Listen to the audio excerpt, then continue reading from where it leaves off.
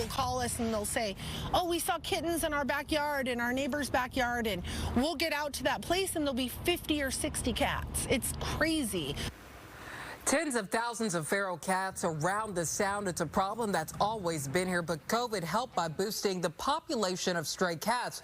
Around the country, unchecked cat colonies led to attacks on millions of birds and small animals, not to mention it's a tough life on these kittens. The people working to keep the feral population have gotten creative, even using robot traps they've created. But as Fox 13's Matthew Smith tells us, the nonprofits and volunteers on the front lines are overworked and overwhelmed, running solely on passion and a hope to improve the lives of cats forced to live on the streets. I've been working this site since May 1st. Under each of these sheets is a feral cat waiting to be released back into the wild at this industrial site in Pacific. There's no bad cats. Angela Pagnosin and Camille Sutherland aren't animal control, but their efforts to trap and release mirror a full-time gig. Unfortunately, there's not enough animal control officers to do cat trapping. They can't. She's done 165 this year. I've probably done 250, maybe more. But to understand why this moment, this release matters so much, you really need to understand just how big of a problem feral cats have become. This is South County Cat's Spay and Neuter Clinic. 6 times a month, dozens of cats come in for surgeries. We're talking up to 70 in a day. We're a well-oiled machine. They call themselves high quality, high volume. 55 surgeries, everybody. Another beautiful day to spay and neuter. Equipped with a vet working surgeries in the back, cats and carriers surround us, each labeled, as techs and volunteers work feverishly. Where is that kitten? There's a space to stage cats and a place to give them a poke and put them to sleep before prep. That includes shaving and cleaning them up for vaccines, a flea treatment, and ultimately surgery. And then they move on to the recovery side. In a matter of hours, they turned over 55 cats on this day.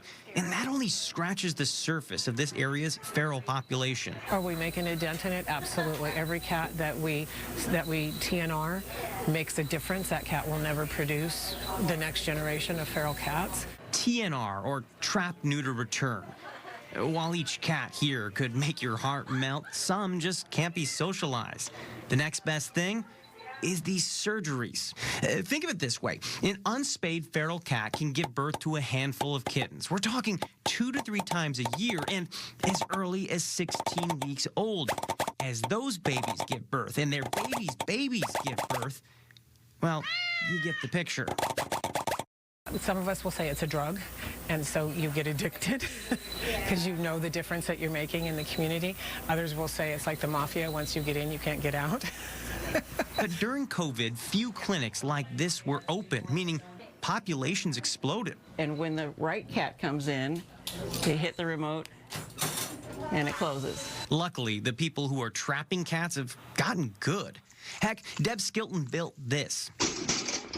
You're looking at video from what she calls a robo-trap. It's Wi-Fi powered, and instead of waiting hours on site, trappers can wait on the right cat to trap.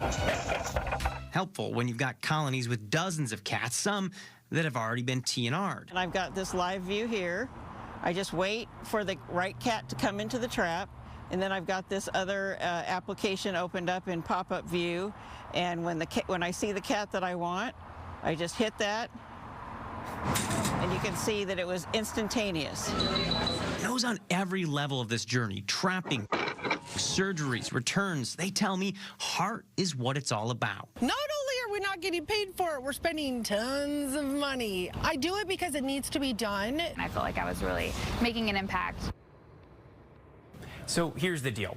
That passion doesn't pay the bills. That clinic you saw, free for feral cats. The groups involved offering time, equipment, training, that stuff is free as well, at least to you and me if we need them.